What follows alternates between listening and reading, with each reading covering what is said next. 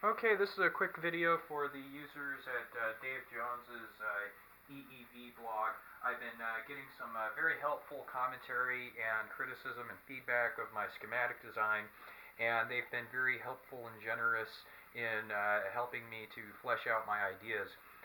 So I'd like to just kind of go over everything that I have set up on my breadboard so we can go ahead and see what we have. Over here I have just a 12 volt linear regulator, and that's sending a 12 volt regulated supply along the top rail, and then along the bottom rail I have that coming from my power supply, roughly 13.5 volts. Here I just have a little red LED for a power indicator. On the left side potentiometer, that is the potentiometer going into my inverting input on the first op amp. And then for the non-inverting input, I have a thermistor on, with a 10K resistor there.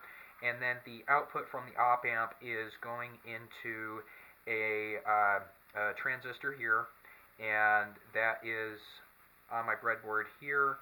And then that is being fed into the second op amp with a potentiometer on the right.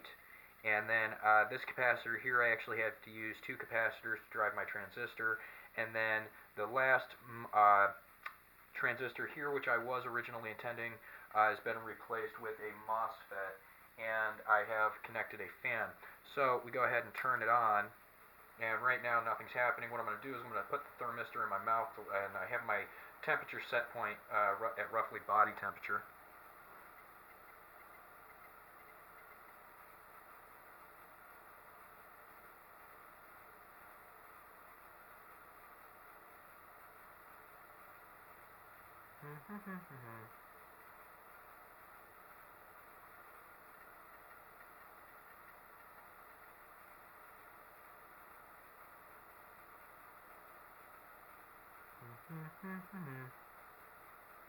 There we go.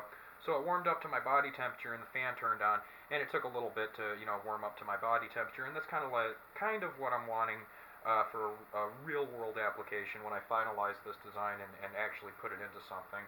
Don't want the fan to kick on as soon as I turn it on. And so now the fan is continuing to run. However, we can see I no longer have the thermistor in my mouth, and with the fan blowing on it, we can be pretty sure that's below my body temperature. What's happening now is these two capacitors are keeping the second op amp railed high, and they just finished discharging, and then the fan stopped. So hey, there we go. Thanks for all the help to everybody on the forum. Now I have myself a nice circuit, and I'm going to be updating my schematic, and take a look at Dave Jones's forum, and you'll see that.